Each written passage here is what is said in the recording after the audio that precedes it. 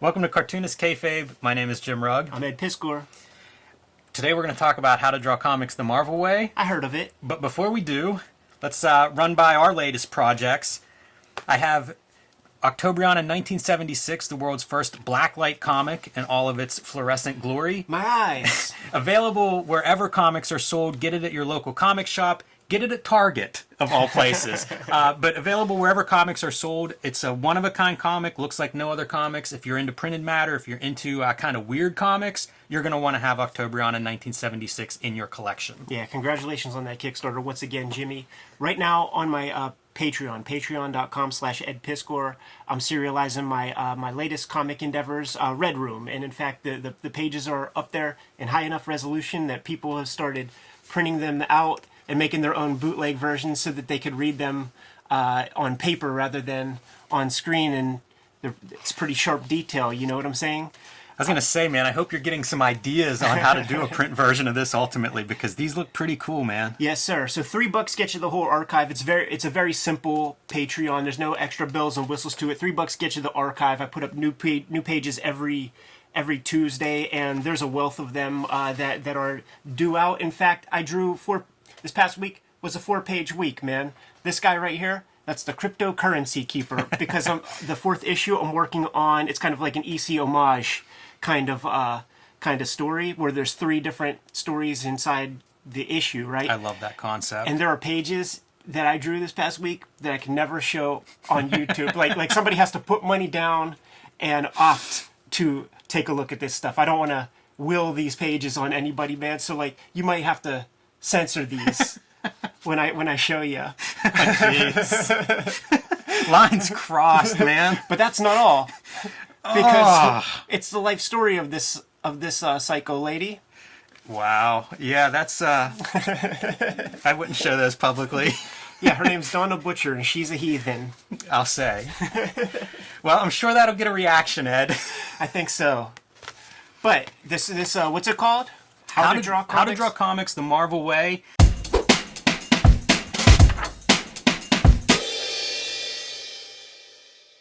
This book is huge, right? I mean, this was one of the first couple of books that I found, comic books. This was probably one of the first 10 books that I found about comics. So I started reading comics, went to Walden Bookstore, found this. I was always, a kid that drew in the back of the class.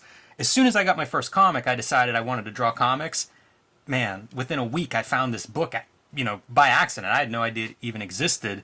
And so you can bet that this was a super important book to me whenever I was about 10 or 12 and got hold of a copy.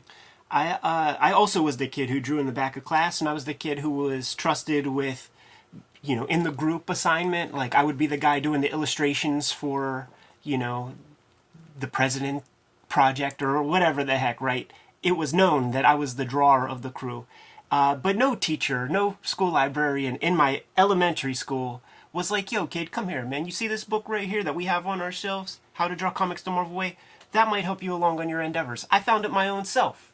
And I was, so angry that, I was in 4th grade. I've been going to school for 4 years. And you didn't tell me this book is within these 4 walls? I subsequently was the only person to take it out every 2 weeks. Nobody else got to get a hold of it. And I think probably on my birthday in fourth grade is when I got my copy from Walden Books. And we have to use yours because I got mine so young that there is whole sections that seemingly fell out and are missing. But what this comes from, once again, Stan Lee is the guy who puts the verbals down, but he's really, adding his name to what John Buscema has been doing at, I think, the School of Visual Arts for a decade in the 70s. And they decided, Stan Lee was like, let's compile that into a book and sell it. Really smart move. And, I'm going to show right now on screen the Stan Lee soapbox promoting this. But in terms of, coming up with books to sell, and that's really, I think, Marvel Stan Lee's era really good at it. This is a great book for that purpose. Because if you're trying to make comics and you love Marvel Comics is probably why you want to make comic books, could there be a better book for you? I'm always curious about the kind of corporate shell game that Marvel and DC was playing with their perennial books from the early days. So like Marvel would do it earlier, you know, the Sons of Origins and all that stuff. Right. And it's this like fireside thing. So like, what is that? And then DC would be like Time Warner Books or Warner Books or some shit like that. So it's like, doesn't this exist just within, you know, your own label or whatever? I think it was book distribution. So this is the same publisher that would do like the Marvel books, Bring on the Bad Guys, Origin of Marvel Comics. That's who published this originally, and it's probably just for the book deal. You know, like you couldn't put, you can see the spine. You know, you're not going to distribute that to a newsstand, so they had to figure out how to get it through like book channels. And I think that at the time, Marvel wasn't going to be a book publisher in that sense. You had to have a partnership with the book publisher, I'm assuming. Makes sense. So I also parodied this one time whenever I was doing like Rob Liefeld anatomy drawings and stuff. I'll put that on the screen now too because I get a kick out of that. But let's dive into this thing. A lot of, you know, this is a flawed book. If you're trying to make comics, I'm not recommending this is what you need. But for a kid, I feel like it certainly fueled my imagination, man. I tried to, you know, follow this. I tried to learn from it. And there's certainly useful information. This is a 14th printing. So whenever Stan Lee or whoever got the idea to do this book, very successful idea. And you can see Stan Lee can't help being Stan Lee. Dedicated to John Buscema, Michelangelo Comics. Dedicated to Stan Lee, who knows talent when he sees it. Oh, well, you win some, you lose some. Oh, man. Now, there's actually even some very advanced stuff in here that, like, a kid would not be able to understand. Like, you know, the compositional stuff is pretty advanced. Yeah, for sure. So 1977 is whenever this is originally put together. There's a little intro here saying, you know, this is how if you want to work for Marvel Comics, this is the stuff we're looking for. Go through and master this book and you'll be on your way. And, you know, references John Buscema's witnessing John Buscema's course, and that's what gave him the idea for the book. I think that they used to have John Buscema or John Romita talk to new freelancers at Marvel too, for not just how to do it, but also ways to maybe work faster, you know, concentrate on this, not that, in order to meet the deadlines. And I think that's continued up to like John Romita Jr. and Howard Chaykin, I think, would do that, just to kind of help guys. Michael Golden would do that a bunch. How awesome was it to see kind of this kind of penciling in a book that was penciling that would have been for like black and white line reproduction? Because you would see drawing books like Bridgman or something, right? And there's all that shading, like the stuff that you don't see in comics, and it kind of is like unattractive for our purposes, but to see this kind of penciling was so awesome. Yeah, that's a good point. I probably didn't realize it at the time, but looking at it now, you're 100% right. And again, I always relate to the stuff that looks like what I'm doing. And so like, I wasn't doing any kind of quality inking, you know, this is what I was much more capable of, not nearly this well done, but in terms of pencil drawing, you know, that's what I can look at that and understand what I'm seeing. So chapter 1, Tools of the Trade. I went out and bought brushes and pen nibs after reading this book. Really bad, both of them cheap, you know, low quality, bad ink, but this informed, like, you know, it got me started of looking for tools and trying to figure this stuff out. Some of these tools a little bit outdated. I don't know that people use ink compasses like this too much anymore. Oh, like, yeah, they definitely do, that's a man. tough tool. I have used those. I don't like them. Yeah, it's definitely not an easy one. Gravity has to be on your side. We'll put it that way. The push pin boards, I never felt comfortable because, like, when you see like Chester Gould's board and how the integrity of the face of the desk is now just a piece of cork. You know, it started off as a piece of lumber. Now it's a piece of cork. But there are guys who swear by it. Go to Art Adams' Instagram, and he has process imagery of like all the covers that he does, and he has the formerly lumber drawing table that has turned into a push pin. That's interesting. I use tape. Artist tape. Yeah, I have low tack. kind of a laminate board or something, I think, on my drawing table. You'd have trouble getting a push pin into it, but I just use, artist tape is what I use. But, you know, the triangle I use, of course, the inks, erasers, T-squares, all these things are pretty common. It's not like the drawing on paper has changed. This would have been some new stuff for me, man. So like a art gum eraser. It's like, Mom, I need an art gum eraser and a kneaded eraser and stuff. Like, you know, those were new tools that I got. And I got this book in fourth grade, like the Ames Guide is something I got in 4th grade. You know, Yeah. $2. This is fun. Again, I was very new to comics when I got this, so Yes, this sir. is calling out like all these different details. Probably the part of the reason I look at comics the way I do, you know, a little bit of an analytical eye, is because of this kind of stuff. Like trying to figure out, oh yeah, got to figure out how to do captions, got to figure out how to do word balloons. There's a difference, you know. And we had the jargon, man. Like first Yes. time you saw splash page, you know, like your teacher wasn't throwing those kind of words around, and you know, the indica, as I called it.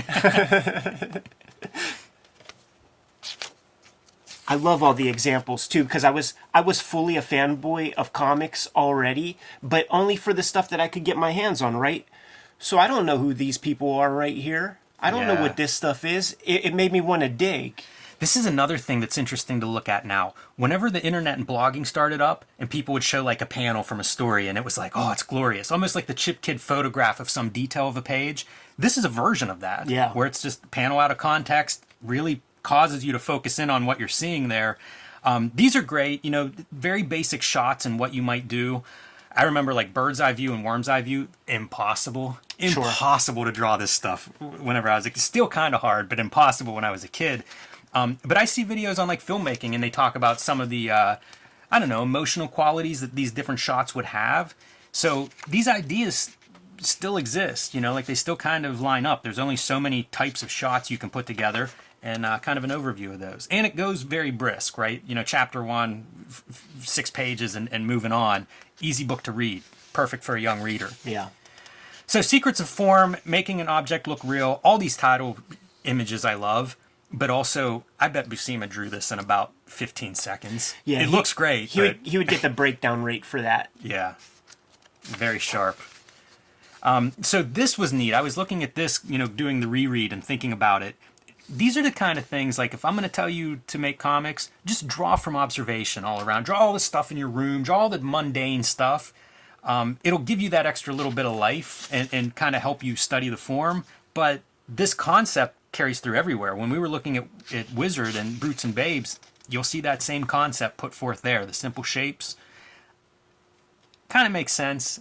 You know, it's probably good for learning perspective and things and volume, but probably a little too oversimplified too. You know, there's a long way from drawing a comic from this page. Sure. And as a 4th grader, just let me draw a fight scene. Like, Yeah. what are you telling me? I read A through book? this real quick. Yeah, you want me to draw a book? But honestly, like I had a little posse of homies that hung out and drew. Right. When I started to read interviews and stuff, and cartoonists would talk about like, you got to draw everything. I really took that to heart, and I started, you know, like to kind of push past those inclinations of just wanting to draw cool punches and big hands and shit. But my friends stuck with just drawing Sagat from Street Fighter 2 doing a jump kick. Right. And I was like drawing from life and drawing buildings, you know, on like 8th Ave and stuff. And then that was like, That'll serve you well. yeah, totally like made me level up way faster than all those dudes. I do like the language here is height and width, but don't neglect dimension, depth, thickness. I'll add volume to that. That's that piece that a lot of the artists that I really admire, they do that, where Yes. it's like, man, that looks like it has form and Yeah. it has that 3D quality. And that is a hard thing to get right. So at least they're pointing you in the direction of aspire to that. And showing you kind of like, okay, now construct those cylinders and boxes and spheres to make all of these different, you know, more complex shapes than just a chair or a book. This is the shit that was so, because it's like so few lines. Right. And it's like, that is a perfect airplane. Yeah. I still can't do that shit. And then apply it to a figure. And this is the stuff I was referring to that like Wizard would still have in their Brutes and Babes, you know, in terms of figure construction. I don't know if everybody, I think some artists do this and some don't. Well, where are you on that fence, man? If I'm doing something complex and I can't get it to look right, I may break down into this form. But otherwise, I'm probably not doing the shapes to that degree. Unless, again, I'm trying to work out something and I just can't get, like, why doesn't that leg work right? Yeah. And maybe revert back to the cylinders. I still do a lot of that, and I think that is probably indicative of like a lot of like the stiffness of my characters, like, is because like I kind of like overwork stuff at that stage, and it kind of makes my shit real rigid. But it's style now at Right. this point. Shading, adding shade to add volume to these shapes. Fundamentally, this stuff I think is right. I don't know that you're going to get everything out of here and be ready to draw for Marvel Comics from this book, but I do think fundamentally they're on point. Yeah, it's introducing us with certain concepts that, before, even your mom at this point, might think that it's like machines that make these comics or so. So it's like just introducing you to a lot of the kind of bare bones elements. And this is liberation to me. It's like you see this amazing stuff, and when we were kids copying drawings, you would almost count those number of hatch lines because the artist must have had something in mind, so you have to get those exact ones. And then when you see something like this, you realize oh, it's like just noodling on top of these basic shapes. I get it. I love whenever they show these figures that are broken down into just the rough forms and how solid they are. Like this figure has so much, that leg is planted so firmly. Yeah. It's amazing.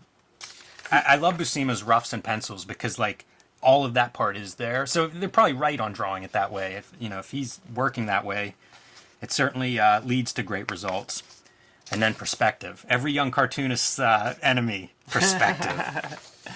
Chapter 3. Man, I would copy this and try to understand it. It was years before I totally understood vanishing points and horizon line and eye line, stuff like that. And once you get it, it kind of makes sense, but it's almost math where it's I would read examples in other books too, and then at some point one day it kind of clicked how this all works. And they show some different versions, so 2-point perspective, 1-point, 3-point. It looks cool. Not that easy for me to grasp when I was trying to learn this stuff, but it certainly looks cool. And then pepper it in with a couple of good Buscema figures. So good. Perspective's tough. It really is. And especially getting figures, a couple of figures in that perspective plane interacting.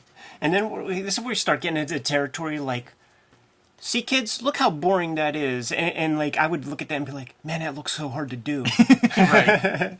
See, you don't want to do this, kid. You want to do that. And it's well, this definitely looks fucking amazing, but that still looks real hard to do. Yeah.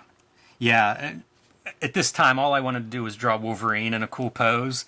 So it was even more hard. I think you can see with young cartoonists, whenever we look at all somebody's first black and white comic book or whatever, everyone makes nobody's good at backgrounds or perspective. It's just not the thing you gravitate towards. Out of necessity, you learn, I got to learn to draw that part. Yeah. Usually after you draw a comic and don't have it and realize, I've got to figure that out. I'm going to need that if I want to draw another comic. And then round stuff in perspective, tough, and the perspective of bricks or something that are going back like a grid. Because you can mess this up. Nothing will look flatter than if you mess up your perspective grid. Talk about flattening out of space and having the opposite effect of what you're going for with perspective. This is what installs OCD in a young artist, because I remember with the ruler mapping 5mm, 5mm, 5mm, and Yes. I was so insane about that. And then when I went to the Kubert school and saw those teachers do their thing, they're you just eyeball that. You just eyeball the spaces and then send it back or whatever, and it would be passable. But the people who are the best at it, Marshall Rogers, people who studied architecture, they're doing that millimeter by millimeter thing. You see it in some of the drawing software now too that generates all the vanishing points and lines where you can just drag the vanishing point and you get all of those lines perfectly moving. Often you'll see it as blue lines and stuff. Right. As just, an underlying guide. The principles of doing tires in perspective, still a motherfucker to me, man. It's tough. These are looking at this chapter now, I think as a kid, you kind of skip this chapter. You start reading it and it's so complex, these notions, they're still complicated. 40 years later, 30 years later, it's still tough, these ideas. This is a tough chapter for 10-year-old me looking at. Yeah. And you see all these simple things and then go ahead and then boom, yeah, kid, now apply it. They do this several times, and I think there's some reverse engineering here that's not...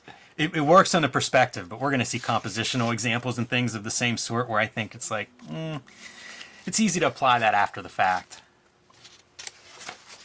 All right, boy, love it, right? Oh, so How good. great. So good. I would try copying these things. Like, there's probably 10 of these in my past. Poorly drawn Captain Americas. And then here we go, man. Let's draw the figure. One of the most important pieces of what?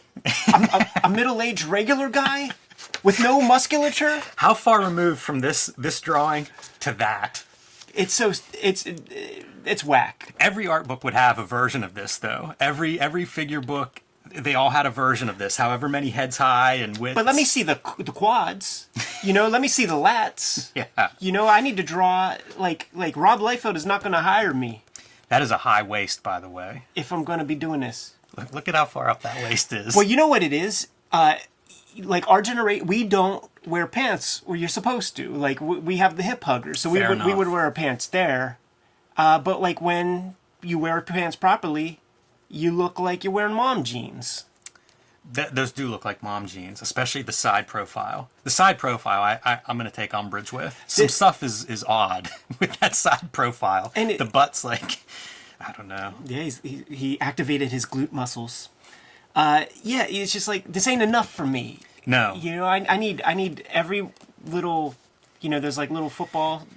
I would struggle muscles. to, like, I'm copying all these drawings as I'm Yeah. going through this. And, like, I would struggle to get this to look more or less right. But then, like, the application of this to say, once you start spinning the camera or bringing arms out, have him walk, any of those things, this just falls apart. Like, Yeah. it's so hard to apply. It is complex. I guess I don't know how else you would teach figure drawing. Like, obviously it's complex. People do this, practice this their whole life. You see Yeah. Steve Root, a great figure artist. You still see him doing studies of figures. So Yeah, and they're being corporate and they're not giving you like, flayed figure, nude figure. It's like they're wearing their gear, like. And there is exaggeration. Like, they do, spell out some of that. It's like 8.5 heads tall, which is much more than a regular person. I think it's about 6.5 maybe. So, in a way, it's almost like fashion illustration or something where you're exaggerating the figures. Well, that's what superheroes, really were at the time. This is kind of fun. So these are, a well-drawn figure, but not for Marvel. Marvel's a little more powerful. Spread those legs, give a little more in the chest, make these figures more dynamic, more powerful, and that's what all of the text is telling you, and telling you why these are more dynamic and more in line with Marvel. Yeah, we are entering doing things the Marvel way at this point. Yeah, exactly. And a great visual illustration of that. This looks so much cooler than that. Nothing wrong with this, but man, that looks way, way better. Yeah. I love these. I copied both of these quite a bit. These are variations in figures, and they talk about some of the characters. You don't want them to all look the same. I feel like there's a lot of artists that did not get that memo. But, like 6 heads tall here instead of your 8.5. Pretty interesting to see some of these variations, talking about Kingpin and how, if the head's too big, it doesn't look right. If it's too small, it doesn't look right. Not an exact science. Man, again, the title stuff is just really awesome. So, more figure drawing. And these are... I have notebooks full of this Yes. stuff. Yeah, these are kind of the basic fundamental stuff. And I'll do this, too, especially if I'm working out, like... anything. If I'm trying to work out some kind of dynamic pose, something cool, you'll see these all through my sketchbooks. I've just really quick dashed off. Try to get movement, try to make it dynamic, whatever you're going for. But this is the place to figure it out quick. I would like on the channel, I would like to see how your like stick figure breakdowns look because there's a lot of ways to do it. Like the pelvis ain't anything like this, and everybody has like their unique way of like doing like the pelvis. Sometimes it's like 2 discs. Right. Sometimes it's like a box. So it would be instructive. Some people like draw that part of the rib cage when they're doing the different poses. I think it would be instructive to put some of that stuff on display. That's a good note, Ed. And we're going to see some of that even within this book, the variations, where you'll see like some of the figures built from blocks rather than like ovals. I think of the hip too often as cylinder. Like if I'm trying to figure out the 3D part, like cylinder works pretty well for me. I loved these as a kid. And I could never get this pose right. And I thought it was the coolest looking pose. And you see it in all the superhero movie trailers where like Right. the character jumps down from somewhere and they land in that crouch. Buscema makes this stuff look way too easy. Yeah, they got that deft hand, man. Even at this point, he was at it for about, 20, 30 years. So this is a little bit of a variation method-wise, and I love this. This was one that really made sense to me where, it's a very loose scribble, and then you're just kind of fleshing it out from there. I don't know why, but whenever I was trying this stuff, as a young person, this made a lot of sense to me. It was kind of not easier, but you would see the shapes emerge. Like sometimes you'd be just doodling and be like, that leg looks right. Yeah, totally. And this is kind of like, if you ever see Neil Adams draw, like this is the Neil Adams school, and it's that sort of thing where there's like discovery being done. Frank Frazetta talked about like the differences between pen and ink illustration and painting, and one of the things that frustrated him a lot was that you couldn't have like happy accidents as much in pen and ink and penciling because of just you put a line down and you have a line. This is a stage where you can make some discovery, figure some stuff out. It's a messy process, and certainly kids when you're young, like we all like had that kid in school who like would sketch like that, and he thought it looked better, like to like have a million lines like that, and like I remember thinking like, wow, you're like a professional, like you look at all those sketchy, how do you do that? Okay, back and forth a million times, okay, yeah. It is interesting, just the aesthetic that can come out of there. Yeah, it's a different approach, and so it's neat that they show that. I just saw Scott Williams posted an inked version of this on his Instagram. Kind of neat to see that. Yeah. That's a great figure, and I have seen this figure copied so many times. These textures have been swiped so much. In fact, Buscema might have even swiped, because that feels Filipino to me. I thought so too, yeah. And I wonder, if you were to hand this, I can't remember how Scott Williams handled this stuff, but Buscema, like if you see his pencils, there's room for the inker to kind of be the illustrator, the finisher on it. It's all the structure is there, the form. Yeah. But then it's kind of like you interpret those lines. Like you put your spin on there. You're the finisher in a way. So, getting more. We're moving towards putting these figures now, make them dynamic. Man, I studied this page. I drew the shit out of this trying to figure it out. And they spell it all out very simple. This is the Marvel method. The first movement, the last movement, not these in-between movements. And look at that, man. I've drawn characters in this pose for years. Like when I was single digits of age, man, moving forward, like that pose is something that I could probably show you a million examples of. Yeah, there's a couple of punch poses that we'll see through this book that I think everybody has a version of. These are pretty neat too. So this is kind of when I say I'm trying to work something out in my sketchbook, it would look more like this, where it really is rough, almost gesture, like you're really just trying to get that form right. And from there, then you can work on your details and refine the specific shapes. It's about movement and proportion and weight. And that's like all that you have to concern yourself with, man. Just like, make sure proportions are there, make sure that thing flows. And they're so loose. If you look, that's just a quick couple circles and a line for an arm. Yeah. It reads. And then it's when you tighten it when you're like, that's very stiff. Like, what the fuck did you just do wrong there? And more examples of the Marvel method. So this is okay, but that's not what you do at Marvel. You do this. It's a full-on sprint. It's a knockout punch. Yeah, this is Golden Age DC, if anything. Same with even a static pose, make those legs a little bit wider. This hit a real apex, I think, with like the Liefeld Lee image guys, where it was like, man, your covers would be cropped with legs doing like a flying V off both sides because of that wide power stance. And there's precedent for that, because one of the sort of tentpole figure drawing books that people have would like be Bern Hogarth. And just take a look at a Bern Hogarth Tarzan Sunday. When he's in his civilized form and he's on the telephone, it looks like he just saved the day. You know what I mean? Like his legs are akimbo and his chest is puffed out. And more examples of these figures in different poses. The B-boy stance, baby.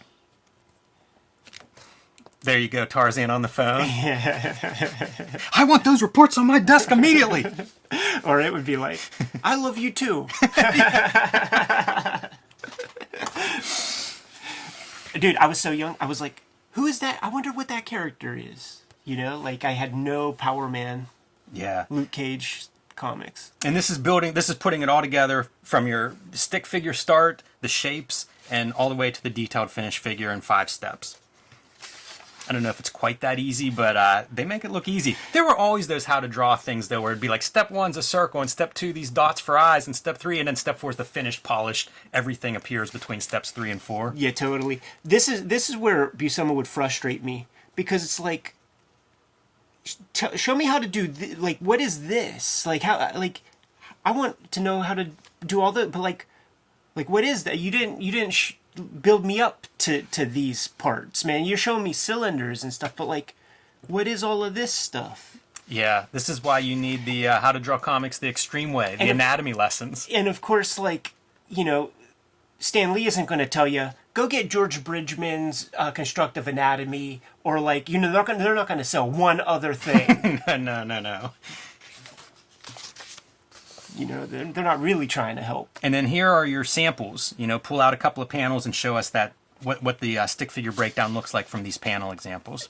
This stuff was cool, man. I would fool around with this sometimes. Pull out a comic I liked and try to do like the stick figures. Definitely. But you know, I was fucking with X-Men, and I'm like, you know, I dealt with some Jim Lee Magnetos, and I'm like, that's old-fashioned. That's a power stance. Yes, sir. That's a flexible man right there. That's Kirby. That's how he rocked, man. All right, foreshortening, the knack of drawing the figure in perspective. And at this point, I will admit I've inked this drawing. Yeah. I'm overcome by the pencils at this point. I would ink many of these drawings as practice for inking. So if I can find that video, I'll put it up. But foreshortening is the thing that is like... it's a lot of ways it's the thing that Kirby really brought to superhero comics, I think, or at least popularized. You know, he added that dynamic. Foreshortening is that it's coming towards you, really, is what it comes down to, and it creates that dynamic feeling of almost a 3D movement. As a young artist, one of the hardest things to kind of overcome would be something like where you now have to draw this leg smaller than that leg. Like, you've spent, you know, your first 10 years of life drawing a straight-on character and, like, trying to make all the legs line up and touch the bottom of your blue line. Now you have to betray all of that. Because this looks good, doesn't it? Yeah, like, that shit looks right. But in order to get it to look that way, you got to start creating some optical illusion. Yeah, and this is the square pelvis we mentioned a minute ago. But, man, the figure in perspective. This is tough stuff. And just showing examples in different twisting and distortion. And a master could do this, but like this could turn a kid off from drawing, where it's like I have to draw this first, and then I draw. So like if I can't draw this, like I'm just doomed. Yeah, and it is remarkable how hard it is to do these. These are tough drawings, and you don't see it. John Buscema, easiest thing in the world. He's probably doing that left-handed over his cup of coffee in the morning. Same thing with pulling out some of these examples to show off. I think some are really successful. Some maybe a little bit less so, but trying to figure it out, man. Trying to put these steps together. I do think it explains it relatively well. At least it showcases these things. I don't know that there's any shortcut to being able to do them. You know, now go spend 5 years in your sketchbooks, you know, having no social life and just drawing this kind of thing over and over. This was so amazing to me. I love these kinds of panels. Yeah, and so you can see the example. Here's a good one for this leg. How this upper leg is this long and this upper leg is, you know, a fraction of that. That's your foreshortening. And it's a fraction because it's coming at you. Maybe this way. Right. You know, so it's not an easy technique. And especially like the foreshortening stuff, more than even the figure in perspective, is almost totally subjective. Like that's the stuff that you get it right. You're good at that. You're a good comic book. You're a good superhero artist. But a lot of it's intuitive, I think. Almost style. Wasn't this like one of the greatest drawings ever? I do love it. And see, this, unlike the old-fashioned drawings, a lot of hatching on this one, man. This makes sense in an image era. Yeah. Drawing the human head, we see it kind of broke down here as part shapes and planes. A little abstract for me, you know, in terms of applying this. Like, to me, this is pretty good drawing already. Like, I don't know that there's any insider tip on how to make the head look right in this position. I can kind of copy that, but this wasn't quite enough for me to go off and now like spin my own imaginary head. Right. And make it look right. All that being said, like this is definitely how I constructed character heads for years moving forward after the I'll tell instruction you from this. what I should do is go home and make like a super sculpey version of this head, because it's a relatively simple shape and all the info's here, and then you could really spin it around and light it and do all that stuff. And all the info is there in terms of lighting with the cheek planes and forehead and everything.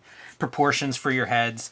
This would go, again, in any drawing book that has human figure, you're going to see these things. 5 eyes wide, an eye between the eyes. Day one of any of your figure drawing classes, like you gotta get that out of the way first before you start going Peter Chang'e on Flux. Right. Yeah, there's a couple more books before you get to that stage. Examples of the heads twisted, turned around, different ways. And just then, different art styles too. That was another like kind of liberating thing. Is just seeing like the different approaches, like, you know, this is not gospel. And, you know, this is a good guy head. This is a hero head. Once you get to the villain heads, then it gets fun. You can distort those shapes and get grotesque.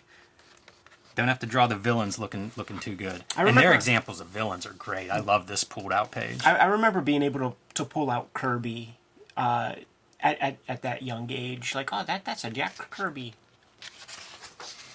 And then the female head, much more challenging in a lot of ways, because you start applying extra lines or rendering, and now you're adding age. You're adding maybe she's a villain. Yeah. You know, it's very simplified in terms of drawing with very few lines. Fewer lines you have, the more weight is on those lines to be in the right place and to you know, do a lot of heavy lifting in terms of describing that form.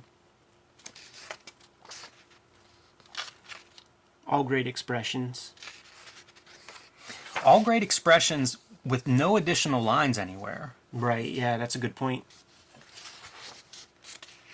And then adding some variations, so the villains may be an older woman, a heavier woman, slightly more angled lines, just to give a little more severe features. And then some of the basic ideas, you know, draw solid eyelashes instead of individual ones. That's kind of funny looking. Don't do droopy stuff. You know, pretty basic things. Lips, top lip is a little bit further extended. I like the instruction for this one. Do learn to draw a mouth with a pleasing shape. And it's like, what? Isn't that why I'm here? Yeah, what is that shape anyway? And I feel like that works for me, the angular lips. We're going to see some don'ts that I actually like better than the do's. Yeah. Or I like them just as well, we'll say. All right, man, composition. And this is where we're getting to, like, I would see this image and be like, that's impossible. Where do you start? Nobody can draw this. What's the first pencil mark to make that kind of thing happen? Yeah, the only way I'm drawing that is with tracing paper. So composition, something we talk about a lot on this channel, and this is really getting into the nuts and bolts, the complex stuff, is how do you put these figures all together now and have them make sense and have them read, and that's what they highlight, you know, is this idea of you don't want it to be too complicated. You want to be able to, you know, read what you're seeing very quickly in terms of where these figures are, how they're interacting with each other, and then the typical examples, and they're shading in kind of like your points of interest, where everything is. It's good for examples. I don't know that this applies to this whenever you're drawing this. You know, I don't think you're thinking it quite in those terms. Yeah, like the average bear, certainly not, like, but, you know, we bust out Mignola, and he is, I feel like, you know, you might be right. He's going to adorn things to, like, create these, you know, triangle shapes and stuff. I love this panel so much. It's to me, that's such a great panel. It's a really good example that they chose. Same with the rats, you know, like that's one that's pretty easy to understand. Foreground, background, frame, very simple.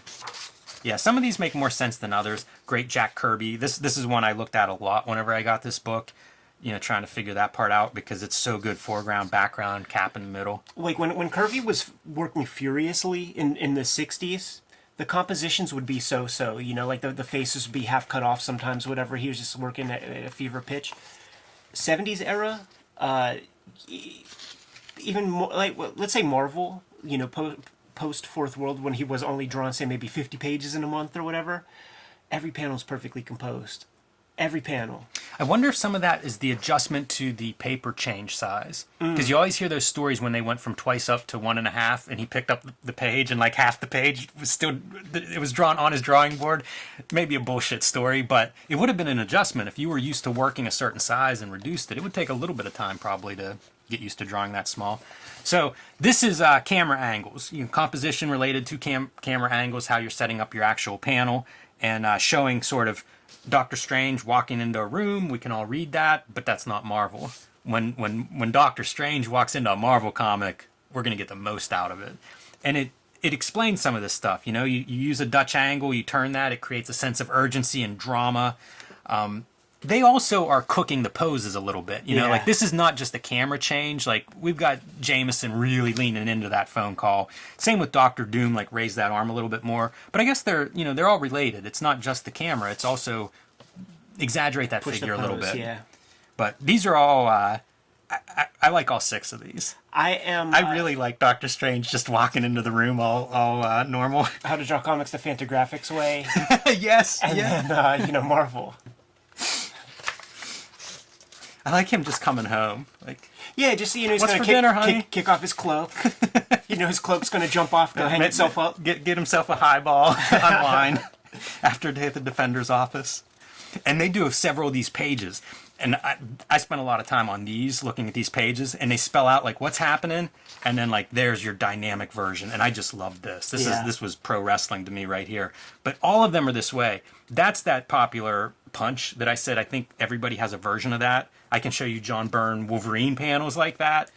I can show you Jim Rugg panels like that.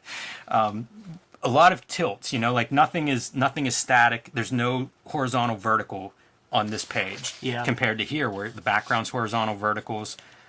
The figures are even all upright. So that's the biggest change I think in these 2 pages is just tilt everything. Yeah. This is very great though. I do think that one's dramatically better. This is a pretty fun one. So this is good because it's just domestic, 2 characters having an argument in an office. Perfect. Move away from superheroes and really think about it. And there's some really great stuff on display here. So here you see the 2 figures, equal space, equal size. Give one of them a little more prominence. Give the menacing guy a little bit more space in the actual panel. Reduce his size, his presence. Same deal here. By putting him in the foreground, bigger figure. More power looming over him. The angle stuff we talked about, you're just seeing a couple of angles change there. But again, establishing the power part. When you change that angle, this figure is now bigger. He's looming over the other figure, and it's pretty consistent throughout that's the power dynamic. Great panel. Have something interesting in the foreground. Really create that foreground, create that depth. So, kind of neat. They break the 180-degree rule here a little bit, so keep that intact here. Right. Characters on the right, keep them on the right unless we see them move. Draw your own comic page. Here's the other thing with this book whenever I picked it up. I was capable of about halfway through chapter 1, but I wasn't stopping there on my first read through. Right. Talk about frustrated. Like I'd get to this point and couldn't do anything like what I was seeing. Like school is like that for me, period. Like when I am in an academic setting and you're now bombarding me with all the stuff I don't know, it's hard to even pick up that pencil. I just call everything I do into question. Like even when we did that screenwriting course, like I internally was just like, I fucking suck and don't know anything. like I gotta go take a mental health break. When that happens for me, it's always in like week 1 whenever we're going over syllabus or something, and it's like it's a mountain of work. I don't know any of this stuff. It's just overwhelming. They could present that maybe in a better. They need to schedule that information drop.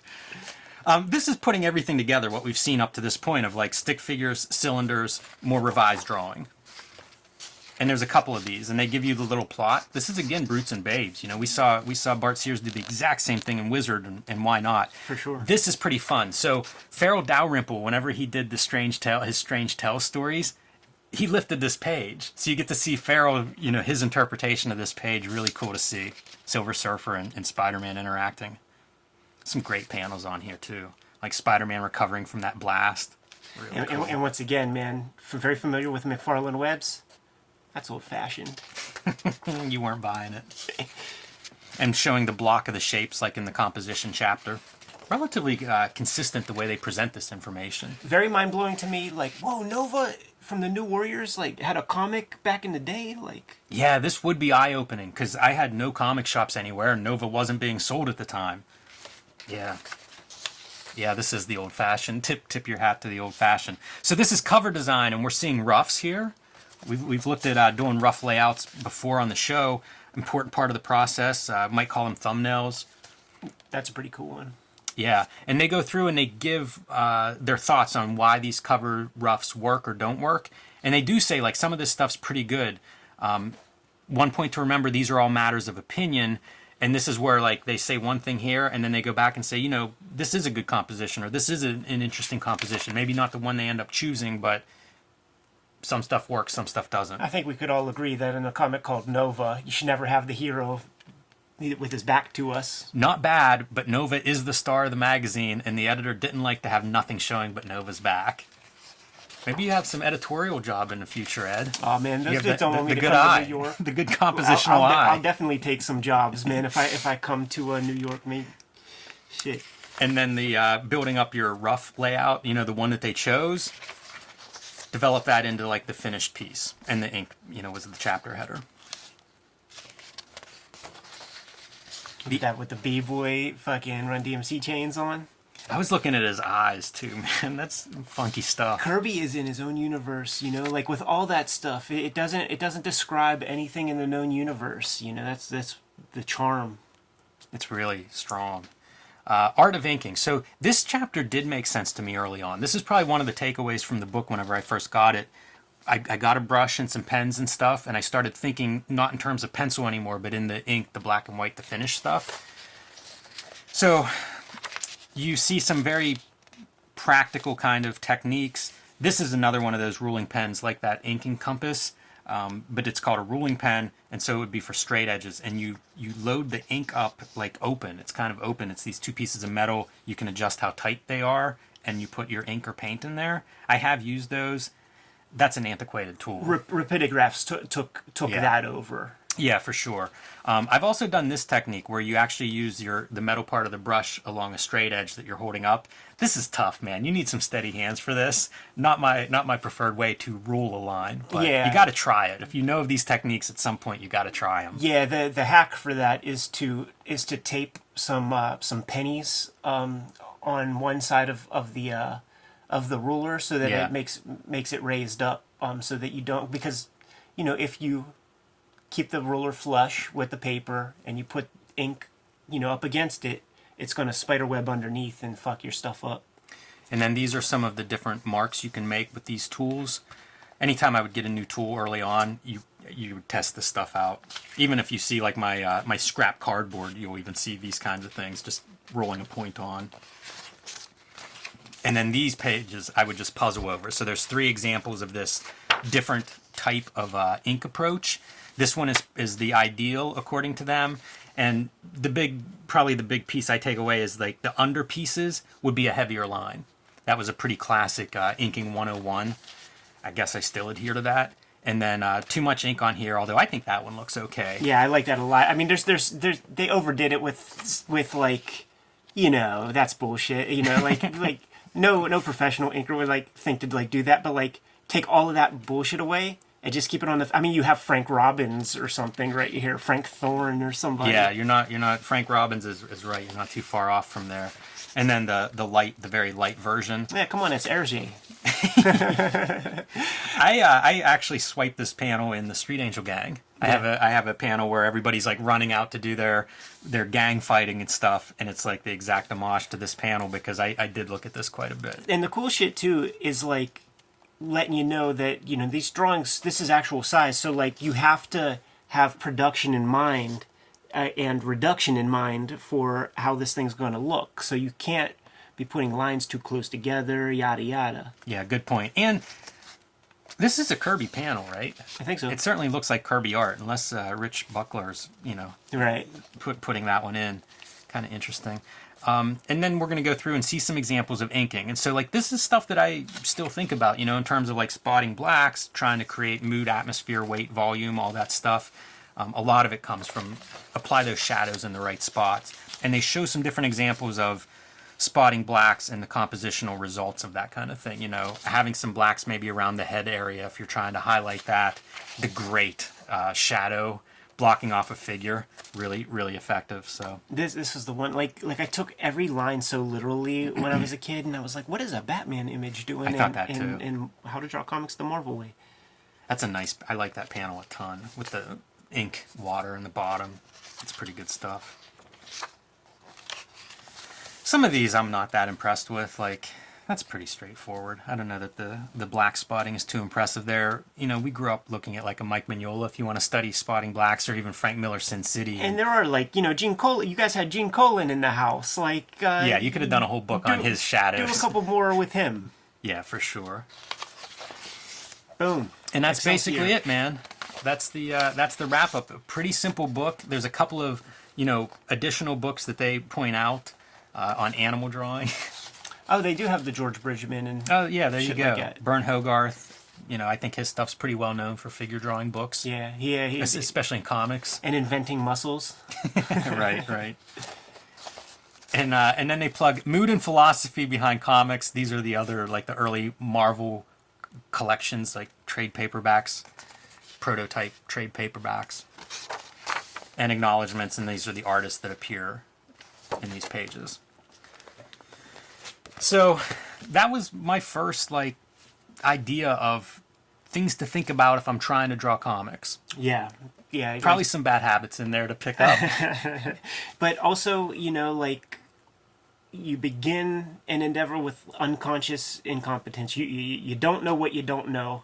And this book at least tells you what you don't know.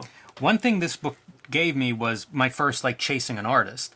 So I often say this is one of the first, I don't know, maybe 5 comics books that I got. The first one, I think, was Wolverine number 10, which was drawn by John Buscema. So now I'm connecting the dots and being like, oh man, that, you know, going back through that Wolverine, because you know those early comics, you just read and read and read till they fell apart. Memorize every page, every panel, copy them. And in my mind, it's like, this guy's great. And he is, you know, like, especially for, like, the Marvel style, he's one of those early, you know, he's one of those guys that kind of influence what the Marvel style is. Especially after Kirby, Buscema sort of becomes that dynamic power stance, figures always in motion. So very early on, between this book and some of my early purchases, it was like, John Buscema, figure it out, man. That's your teacher. Right. I think he inked this back piece, and I remember not being too impressed. No, it looks good. You know, like, I was inking ink lines like that, though, with my synthetic brushes. Yeah, I mean, you start looking at this stuff too as like, okay, that's an ink mark, or that's a brush mark. Right. You know, you start to recognize, like, what's making some of these marks that up to that point. Like, my way of doing that was going over it several times with a marker to try to make it thicker, or to make it taper into a thinner line. Yeah. Not the most efficient way to do it. And I don't think this is your copy. Like, I think that's printed on there, like these, like, little ink drips on Spider-Man's face. Yeah, for sure. This is, I think, the 3rd copy of this book that I had. I actually got this at a yard sale near my house for a quarter. Nice. So that's the way to buy this book. That's a deal, man. Talk about a quarter box find. Right.